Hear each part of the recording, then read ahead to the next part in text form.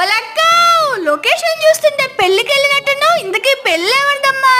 అబ్బబ్బబ్బబ్బా, ఇందాక వీడియోలో చెప్పాను కదండి పెళ్లి మా బాబాయ్దని. పెళ్ళి వచ్చేసి నైట్కి 11 అనమాట. అప్పటికి మనం గుర్ర పెట్టి నిద్రపోతుంటాం, వీడియో తీసే కూడా కుదరదు. అందుకని నలుగు వీడియో అయితే తీసి పెడుతున్నాను. అదిగోండి పెళ్లి కొడుకు అని తోడు పెళ్లి కొడుకు, బాగా చూసేసుకోండి. మన లైఫ్ లో ఫస్ట్ టైం అండి నలుగు పెట్టడం. ఎప్పుడు చూసేదే కానీ పెట్టింది లేదు. పెళ్ళైన తర్వాత ఫస్ట్ టైం పెడుతున్నాను.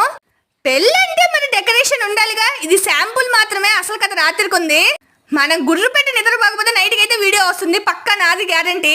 ఇంత పెద్ద కెమెరామ్యాన్ని ముందు పెట్టుకుని ఆయన ఊరండి మళ్ళీ కెమెరా పెట్టుకోండు. వీళ్ళకి అసలు లెక్కలేదు నేనంటే.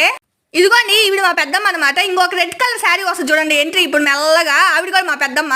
అందరూ పిన్నిలు, బాబాయిలు, పెద్దమ్మలు, పెద్దనాన్నలు, అవ్వలు, తాతలు, అత్తలు, మామలు, వీళ్ళందరూ మా విలేజ్ లో వాళ్ళు.